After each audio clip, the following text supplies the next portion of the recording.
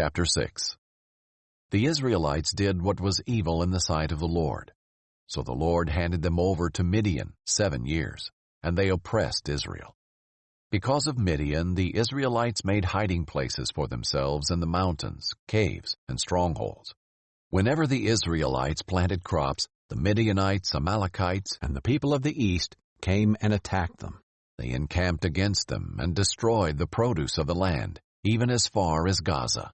They left nothing for Israel to eat, as well as no sheep, ox, or donkey.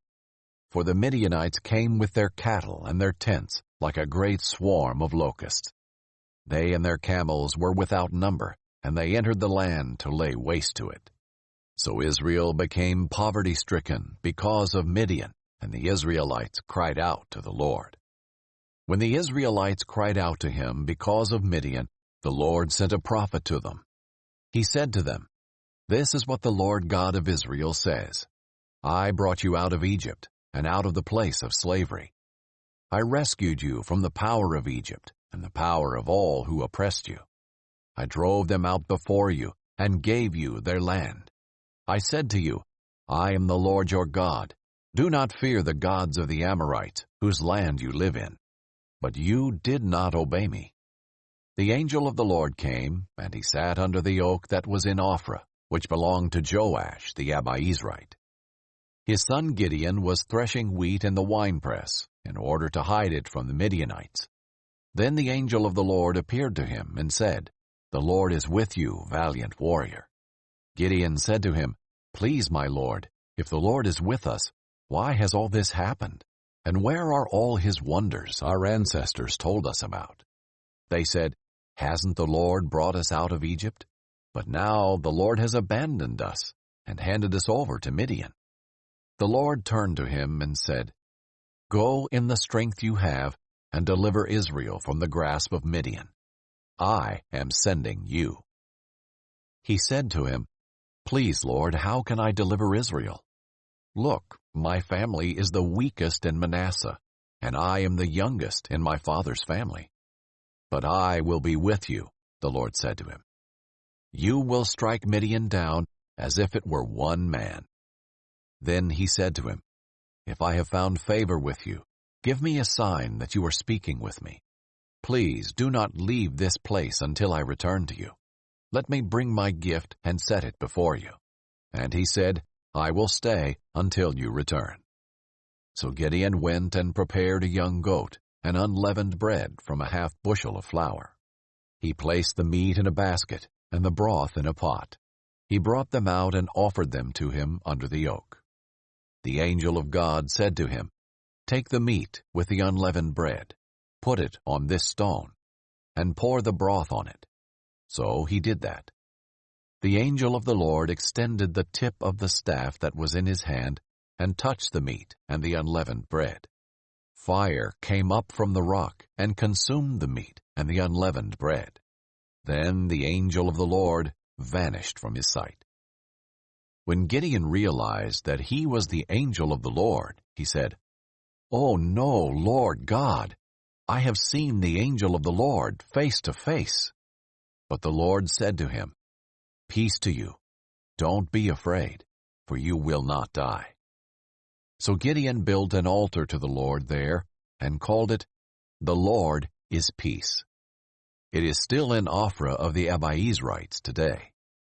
On that very night, the Lord said to him, "Take your father's young bull and a second bull 7 years old. Then tear down the altar of Baal that belongs to your father and cut down the Asherah pole beside it.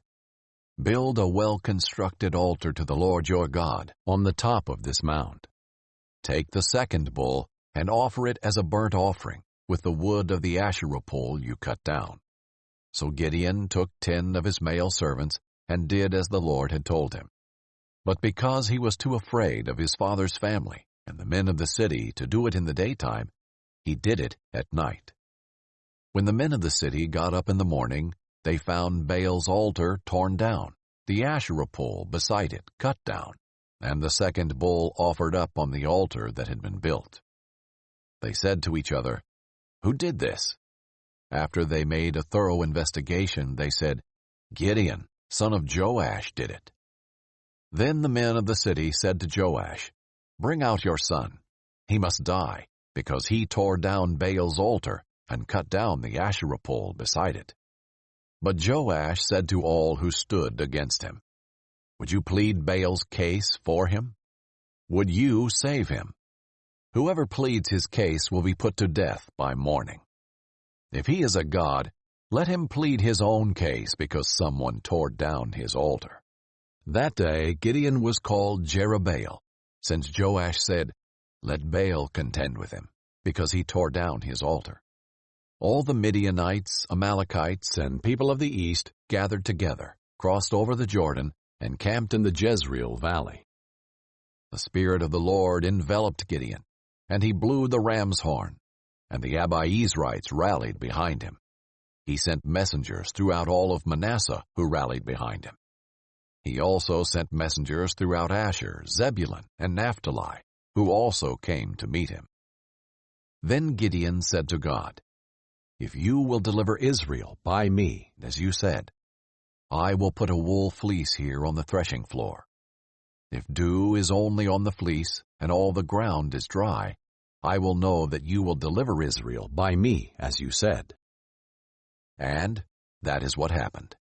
When he got up early in the morning, he squeezed the fleece and wrung dew out of it, filling a bowl with water. Gideon then said to God, "Don't be angry with me. Let me speak one more time. Please allow me to make one more test with the fleece. Let it remain dry, and the dew be all over the ground." That night God did as Gideon requested. Only the fleece was dry, and dew was all over the ground.